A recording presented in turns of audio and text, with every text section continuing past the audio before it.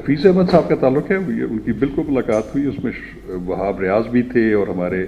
Barrister Salman بھی تھے، اور اس میں ایک جنرلی ایک ڈسکشن ہوئی جو ہمارے حالیہ میچز ہوئے ہیں آسٹریلیا میں بھی اور نیوزی لینڈ میں بھی،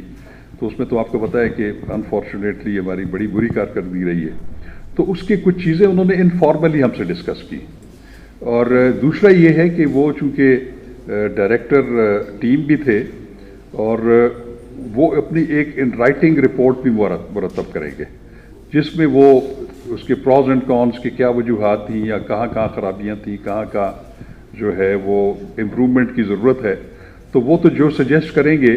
اس کے مطابق پی سی بی جو ہے وہ اس پہ اقدامات کرے گی. کویشچن یہ تھا سر کہ ابھی گزشتہ روز ہم نے دیکھا ہے کہ پشاور زلمی نے کچھ شیڈیول کے اوپر تحفظات کا اظہار کیا ہے، اور انہوں نے کہا ہے کہ ہمارے جو میچز تھے وہ اسلام آباد میں نہیں رکھے گئے، کم میچز رکھے ہیں، تو کیا آپ اس کیپیسٹی کے اندر ہیں کہ شیڈیول کے اوپر نظر ثانی کی جا سکے اور جو ان کے تحفظات ہیں وہ دور کیے جا سکے؟ اور دوسرا بھی حفیظ کی آپ نے بات کی کہ آپ ان کو ایکسٹینشن دینے کی بھی کیپیسٹی کے اندر ہیں یا نہیں ہے، یا اس کی بھی اجازت دینی پڑے گی؟ دیکھیں، یہ بیسیکلی جو پشاور زلمی کی بات کی، مجھے تو خیر اس کا علم نہیں ہے کہ انہوں نے کسی شیڈیول کے اوپر اعتراض کیا ہے. اگر ان کا اعتراض واقعی جینون ہے تو یہ وہ کوئی حرف آخر نہیں ہے، وہ کوئی اتنا بڑا فیصلہ نہیں ہوگا کہ اس کو ہم تھوڑا سا اسکیڈول آگے پیچھے کر سکیں، تو وہ تو شاید میں بھی اپنی انکمبنسی یا چیئرمین کر دوں، وہ تو کوئی ایشو نہیں ہے، تو ان کو تو دیکھا جا سکتا ہے. تو آپ نے جو ان کا کیا ہے حفیظ صاحب کا جو کانٹریکٹ ہے، وہ دیکھیں وہ میں نے کل ہی اس پہ میں نے بریفنگ لی تھی کہ ان کا جو کانٹریکٹ تھا وہ ایک ماہ کے لیے تھا، کیونکہ وہ ٹیم جا رہی تھی آپ کی آسٹریلیا. تو اس وقت ویسے تو یہ ہے کہ وہ جو عہدہ وہ ہولڈ کر رہے تھے اس وقت جو کانٹریکٹ ہوا تھا اس کو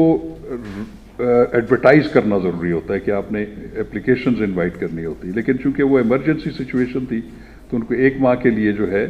امپلائی کیا گیا تھا، ایک ماہ کے کانٹریکٹ پہ. لیکن آپ نے دیکھا کہ وہ آسٹریلیا میں بھی اور نیوزی لینڈ میں بھی ایک ماہ سے کافی زیادہ وہ وہاں پہ اپنی خدمات سر انجام دیتے رہے ہیں. تو ان کو پھر یہ تھا کہ کانٹریکٹ کے بعد مدت کے بعد ان کو وہ جو ڈیلی پریویلیجز ہوتے ہیں، ڈیلی الاؤنسز وغیرہ اسی پہ تھے. لیکن اب یہ ہے کہ اس کے بعد یہ ایڈورٹائز ہو کے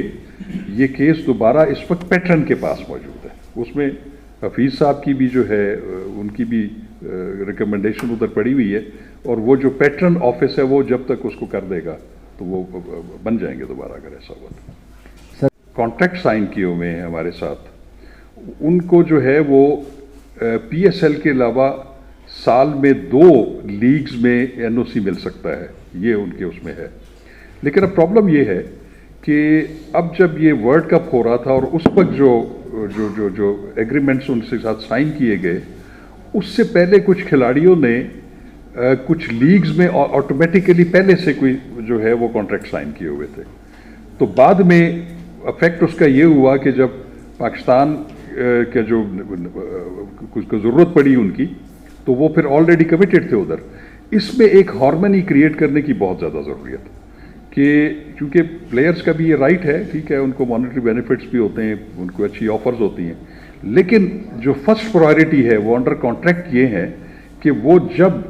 پاکستان کے لیے کھیلیں گے تو اس میں پھر وہ کسی اور لیگ میں یا کسی کلب میں جو ہے وہ نہیں کر سکتے، اور وہ پابندی جو میں سمجھتا ہوں کہ بڑی ضروری ہے اور وہ کھلاڑیوں کو بھی اس پہ ایڈہیئر ٹو کرنا چاہیے. یہ جو مسئلہ ہے